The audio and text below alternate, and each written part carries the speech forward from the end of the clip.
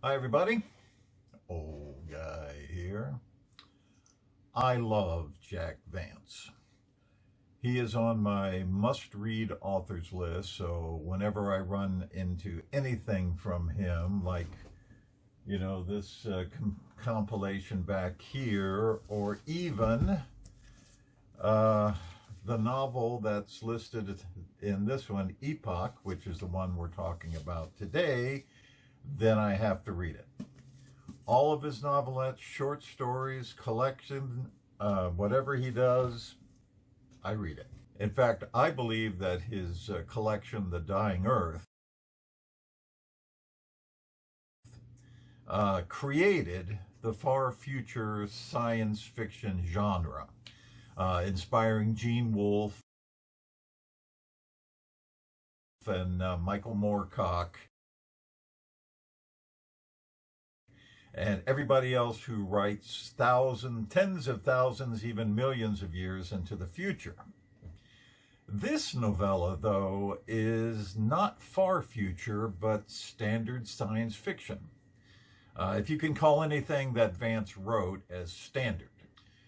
This story is part of his Gaian Reach series of books, where humanity has spread to the stars and has encountered some truly weird aliens. So what's this about? Well, Milo Herzl is a self-styled galactic effectuator. In other words, a detective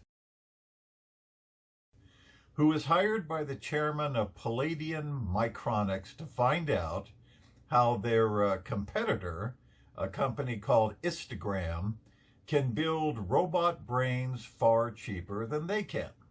Herzl discovers that Istagram is picking up its cargo from the primitive and rather wild planet of Maz, M-A-Z, which sits at the corner of three overlapping races, the Gaian, which are the humans, and the Lys and the Olifract, which are alien races that don't want to have anything to do with us Gaians, but don't want to start a war either.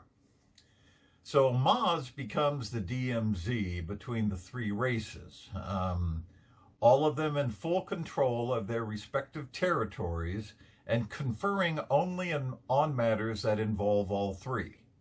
There is an assassination of Lys and Olifract ministers by allegedly a Gaian visitor. That the Gaians have no interest in pursuing this case because they weren't the victims of it. They want to turn the assassin, a guy named Gideon Derby, over to the Lys and the Olifract for their tender attentions. That won't be pleasant for Derby, and when Herzl shows up to run the case with Palladian, Derby hires him to prove his innocence on this assassination. So Milo finds that he is running two different cases on an incredibly weird world, that these cases, strangely, overlap. The native race of Maz is a extremely warlike Gomez, not that Gomez, this Gomez. They're like a praying mantis-like species that once almost conquered the entire galaxy before being driven back to Maz and banned from owning any modern weapons.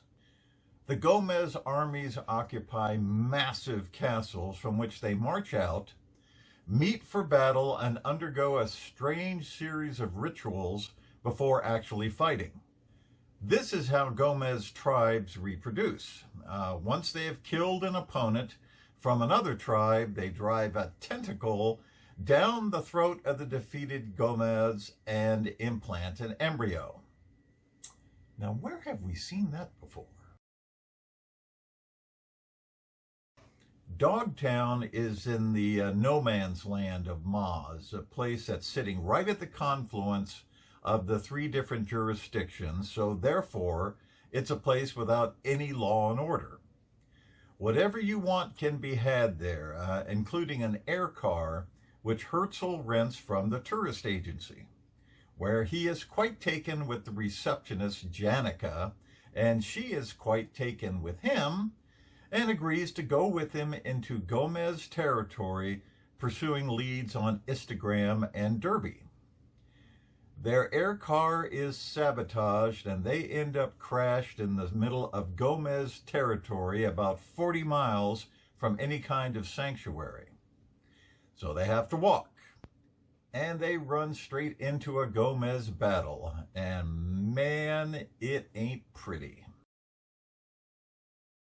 So this book is straight up Vance. I mean, with the formal dialogue between characters that smacks of Sir Walter Scott, peculiar aliens and situations, and an almost noir feel to the investigation.